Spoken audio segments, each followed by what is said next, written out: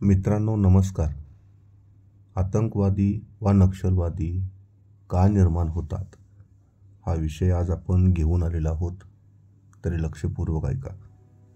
लोक हातात शस्त्र का घेतात, लोक हिंसा करायला का प्रवृत्त होतात याच्या मुळाशी कोणच जात नाही. लोक आतंकवादी होतात, लोक नक्षलवादी होतात, लोक हातात शस्त्र घेतात, लोक हिंसा करायला प्रवृत्त होतात. हे सर्व परिणाम आहेत. मग या मागचे मूळ कारण काय आहे? याचे मूळ कारण आहे ब्राह्मणवाद, ब्राह्मणशाही, ब्राह्मणी धर्म, वर्णव्यवस्था, जातीव्यवस्था, स्पृश्यता, गैरबराबरी, विषमता आणि भेदभाव. ज्यावेळी लोकशाही मार्गाने लोकांच्या समस्या सुटत नाहीत, ज्यावेळी संवैधानिक मार्गाने लोकांच्या समस्या सुटत नाहीत, ज्यावेळी धरणे धरून, अर्ज विनंत्या करून, मोर्चे काढून लोकांच्या समस्या सुटत नाहीत, ज्यावेळी सनदशीर मार्गाने लोकांच्या समस्या सुटत नाहीत, ज्यावेळी निवडणुकीने उभा राहून अथवा मत देऊन समस्या सुटत नाहीत, त्यावेळी लोकांसमोर एकच मार्ग शिल्लक राहतो आणि तो म्हणजे हातात शस्त्र घेणे. खरे तर हातात शस्त्र घेणे हा शेवटचा उपाय आहे. सध्याच्या लोकसभेच्या निवडणुकीमध्ये आपण पाहिले असेल की आता लोकांची नेत्यांचे ऐकून घेण्याची अजिबात तयारी दिसत नाही. साधारण लोक आता नेत्यांना बूट आणि चपला फेकून मारू लागले आहेत. सभेत उठून प्रश्न विचारू लागले आहेत. पूर्वीसारखी कोणत्याही पक्षाच्या नेत्याच्या सभेला अजिबात गर्दी दिसत नाही. 125 वर्षांच्या काँग्रेसने दगड जरी उभा केला तरी निवडून द्यायचा. आज बूट आणि चपला खाव्या लागत आहेत. वोटऐवजी बूट आणि मताऐवजी जुते मिळत आहेत. रामाच्या नावाने प्रचार करणाऱ्या भाजपाच्या प्रधानमंत्री पदाच्या उमेदवाराला चप्पल खावी लागत आहे. तोच प्रसाद नटनट्यांनाही मिळत आहे. हा सामान्य लोकांचा आक्रोश आहे. हा सामान्य लोकांचा संताप आहे. हा सामान्य लोकांचा असंतोष आहे व सामान्य लोकांचा क्रोध आहे, राग आहे. भलेही त्यांचा असंतोष व्यक्त करण्याची पद्धत वेगळी असेल. सामान्य लोकांत हा विद्रोह का निर्माण झाला? कारण ज्यांच्या मूलभूत गरजा देखील अद्याप पूर्ण झाल्या नाहीत. गरीब अधिकच गरीब आणि श्रीमंत अधिकच श्रीमंत होत आहेत. अन्न, वस्त्र, निवारा, शिक्षण, आरोग्य आणि मनोरंजन या मूलभूत गरजा आजही पूर्ण झालेल्या नाहीत आणि म्हणून लोकांमध्ये विद्रोह निर्माण झाला आहे. खरे तर आज लोकांना परिवर्तन हवे आहे. लोक आज क्रांतीसाठी सज्ज आहेत. लोक हक्क अधिकारासाठी, स्वाभिमान आणि स्वातंत्र्यासाठी मरायला व मारायलाही तयार आहेत. परंतु हे छत्रपती शिवराय, फुले, शाहू, पेरियार, गाडगेबाबा, अहिल्याबाई होळकर, डॉक्टर बाबासाहेब आंबेडकर आणि अण्णाभाऊ साठे यांच्या लोकांना, कार्यकर्त्यांना व नेत्यांना दिसत नाही. खरे तर दिसण्यासाठी डोळ्यांची आवश्यकता असते.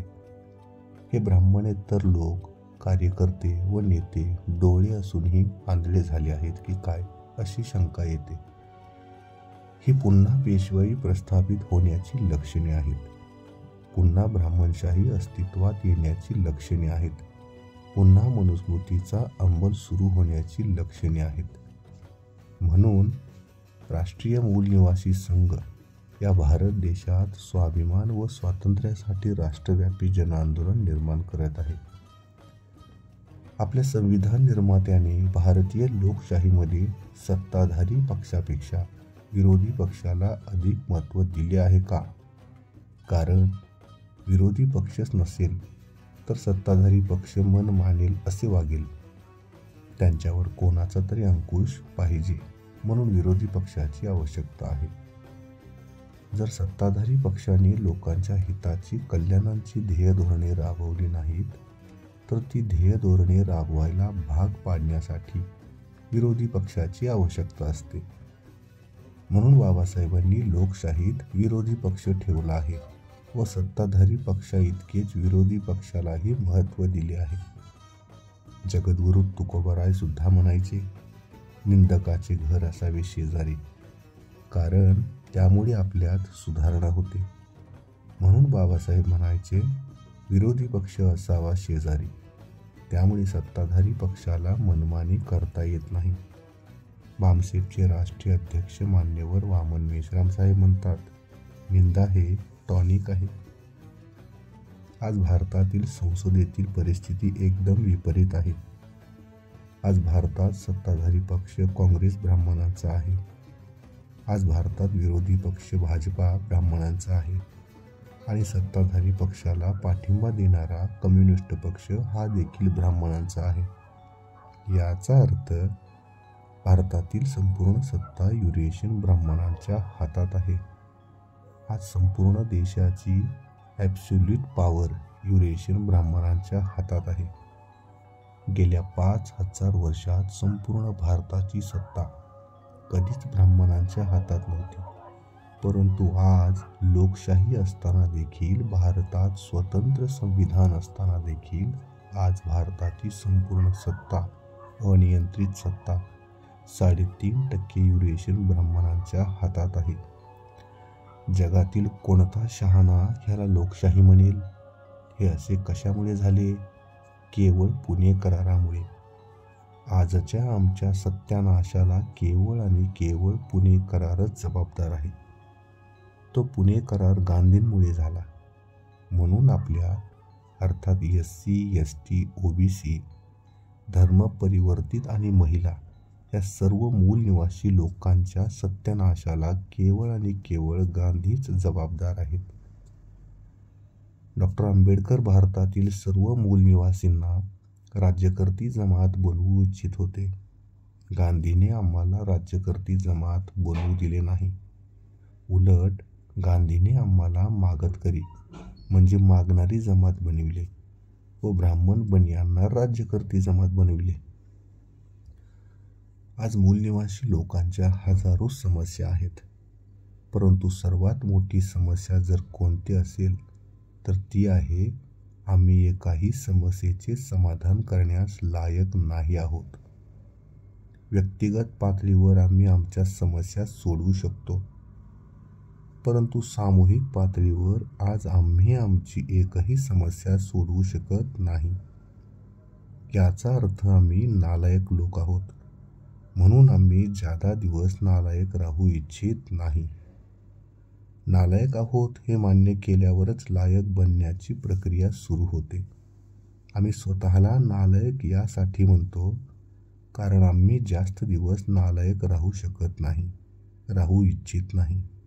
आम्ही लायक बनू इच्छितो व लायक बनण्यासाठी राष्ट्रव्यापी जनआंदोलन निर्माण करू इच्छितो. पारतंत्र्यात आपल्या महापुरुषांचे राष्ट्रव्यापी आंदोलन होते. ते स्वावलंबी व स्वाभिमानी आंदोलन होते. म्हणून आमच्या समस्या सुटल्या, पशुचे मानव झालो. परंतु पुणे कराराने आपल्या मूल निवासी महापुरुषांचे स्वाभिमानी स्वावलंबी राष्ट्रव्यापी आंदोलन नष्ट केले व भडवी आणि दलालांची पिलावळ निर्माण केली. म्हणून पुन्हा आम्हाला ज्यांना ज्यांना स्वाभिमान व स्वातंत्र्य हवे आहे त्या सर्वांना मूल निवासी महापुरुषांच्या स्वाभिमानी स्वावलंबी आंदोलनाचे पुनर्जीवन करावे लागेल. तर आणि तरच आमच्या सर्व समस्या सुटतील. समस्या हात जोडून वा विनंती करून सुटत नसतात. त्यासाठी जनआंदोलन निर्माण करावे लागेल. जो समस्याएं पैदा करता है वे समस्याओं का समाधान नहीं किया करते. समस्या हमारी और समाधान सोनिया और अटल बिहारी ऐसा नहीं हो सकता. माननीय वामन मेश्राम साहेब. म्हणून आम्हाला सत्यशोधक समाजाचे पुनर्जीवन करावे लागेल. जेधेंनी केलेली चूक आम्हाला सुधारावी लागेल. जेधे हे बाबासाहेबांचे अत्यंत जिवलग दोस्त, बाबासाहेबांच्या फार जवळचे. परंतु गांधीने पुणे करारानंतर बाबासाहेबांच्या जवळच्या माणसांना, विशेषतः सत्यशोधक मराठ्यांना काँग्रेसमध्ये ओढले. ज्यावेळी केशवराव जेधे महाराष्ट्र काँग्रेसचे अध्यक्ष झाले तेव्हा महाराष्ट्र काँग्रेसची सभासद संख्या केवळ 318 होती. कारण सर्व ब्राह्मणेतर लोक ब्राह्मणांच्या विरोधात सत्यशोधक चळवळीत काम करीत होते. परंतु केशवराव जेधेंनी त्यांच्या कार्यकाळात काँग्रेस सभासदांची संख्या 3,12,619 एवढ्यापर्यंत पोहोचवली. परंतु ज्यावेळी जेधेंना काँग्रेसचा ब्राह्मणवाद कळला, त्यांचा स्वतःचा अपमान झाला, तेव्हा जेधे काँग्रेसमधून बाहेर पडले. परंतु बाहेर पडताना जेधे एकटेच बाहेर पडले. बाकी सर्व सभासद काँग्रेसमध्येच राहिले आणि त्यातीलच ही 168 घराणे आहेत. म्हणून सत्यशोधक चळवळीचे पुनर्जीवन करावे लागेल आणि ते काम आज राष्ट्रीय मूल निवासी संघ करीत आहे. कोणी काहीही करो, आम्ही मात्र आमच्या मूल निवासी महापुरुषांच्या विचारांचे, आपल्या मूल निवासी महापुरुषांचे अपूर्ण राहिलेले काम पूर्ण करणार. आम्ही आमच्या बापाचेच काम करणार. यासाठी ब्राह्मणेतर जातींनी आपापसात सुसंवाद आणि संपर्क वाढविला पाहिजे. आपापसातील गैरसमज, भ्रम, अविश्वास, तेढ, द्वेष, तिरस्कार, दुरावा दूर करावा लागेल. नव्हे दूर केलाच पाहिजे. विस्थापित मराठा कुणबी बांधव स्वतंत्र भारतातही गुलाम आहेत. त्यांना स्वतंत्र करावे लागेल. त्यासाठी राष्ट्रव्यापी आंदोलनाची गरज आहे. NT, DNT, VGNT साठी नेमलेला रेणके आयोग लागू करायचा असेल तर मराठ्यांना केंद्राचे आरक्षण मिळायचे असेल, ओबीसींना त्यांच्या लोकसंख्येच्या प्रमाणात आरक्षण मिळवायचे असेल, LPG सेच किरकोळ व्यापाराचे जागतिक व्यापारात रूपांतर, उच्च व व्यावसायिक शिक्षणाचे खाजगीकरण या सर्व गोष्टी थांबवायच्या असतील तर राष्ट्रव्यापी आंदोलनाशिवाय पर्याय नाही. आम्हाला आपल्या महापुरुषांचे अपूर्ण कार्य पूर्ण करायचे असेल तर त्यांच्या स्वाभिमानी स्वावलंबी राष्ट्रव्यापी आंदोलनाचे पुनर्जीवन करावे लागेल. धन्यवाद.